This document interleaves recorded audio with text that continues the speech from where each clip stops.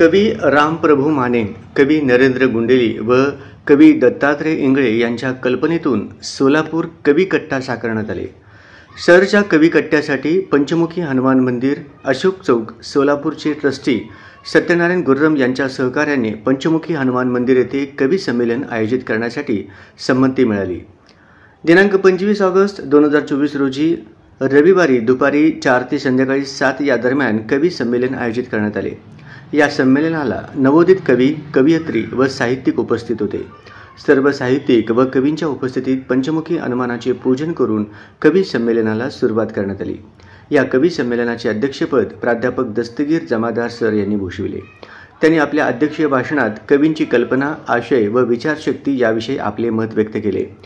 यामध्ये एकूण 25 कवी, कवयित्रींनी भाग घेतले.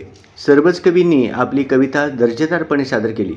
या कार्यक्रमाचे सूत्रसंचालन डॉ. शिवाजी शिंदे यांनी तर आभार प्रदर्शन सौ संध्या धर्माधिकारी यांनी केले. या कवी संमेलनाला डॉ. शिवाजी शिंदे, प्राध्यापक दस्तगीर जमादार, प्राध्यापक नरेंद्र गुंडेली, सुरेश निकंबे, यश क्षीरसागर, सौ संध्या धर्माधिकारी, सौ अश्विनी बिराजदार, सौ स्वाती इराबत्ती, भगवान चौगुले, दत्तात्रय इंगळे, मयुरेश कुलकर्णी, विठ्ठल टाक, जावेद शेख, संध्या हेबाळकर, रामप्रभू माने, नागेंद्र मानेकरी, आकाश कोठाडिया, ऋतुजा दोरवड, प्रियंका जगजाप, सौ सुवर्णा कस्तुरे, सौ वनिता घोडके, वडरे, जमालुद्दीन शेख उकरंडे, शैलेश उकरंडे, रोहन माने इत्यादी कवी व कवयित्री उपस्थित होते.